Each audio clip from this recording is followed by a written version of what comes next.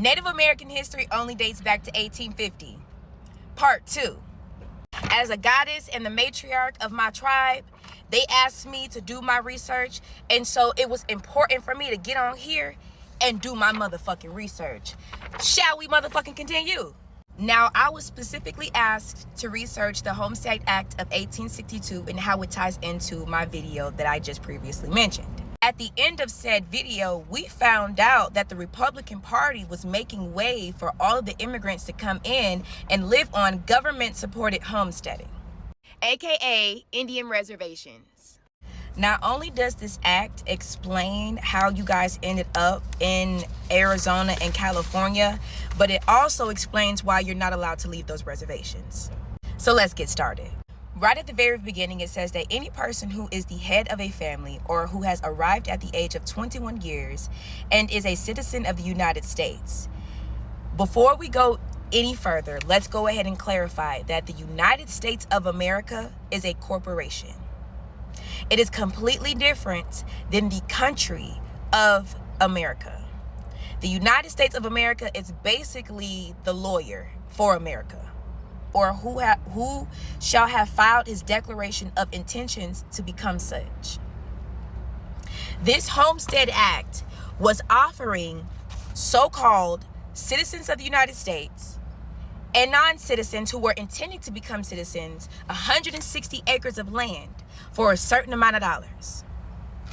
As required by the naturalization laws of the United States, and who has never borne arms against the United States government or given aid and comfort to its enemies, shall from and after the 1st January 1863 be entitled to enter 1/4 section or a less quantity of unappropriated public lands. Now, I want to make this very motherfucking overwhelmingly clear. Public lands, governmental lands, they are interchangeable adjectives. You live on a public-owned park. What was kind of funny was y'all are considered $5 Indians because you paid $5 in order to call yourselves Indians. And in my opinion, $2.50 of that $5 was paid so that you guys could own land. Persons may have filed a preemption claim, or which may, at the time the application is made, be subject to preemption at $1.25 or less per acre, or 80 acres or less of such unappropriated lands at $2.50 per acre, to be located in a body in conformity to the legal subdivisions of the public lands. They keep using that same word, and I promise you that public lands is the same thing as, you remember how everybody owns a reservation. Everybody owns a reservation. Sorry to tell you, but that's because it's governmental owned land. Why is it governmental owned land? Because nobody owns it. Why does nobody own it? Because they're not going to tell you why. That's fucking why. Now let's move on, because this section 4, was pretty interesting to me. It says, and be it further enacted that no lands acquired under the provisions of this act shall in any event become liable to the satisfaction of any debt or debts contracted prior to the issuing of the patent therefore. So if you guys are the true Native Americans to this land, then why is it that if you find yourself in debt, you can't use the home that you live in order to satisfy said debt? This was the agreement that y'all agreed upon, right?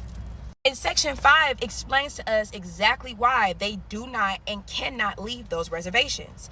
Listen up. It says, and be it further enacted that if at any time after the filing of the affidavit as required in the 2nd section of this act, and before the expiration dates of the 5 years, you guys were required to live on this land for 5 years. Ain't that quite similar to the $5?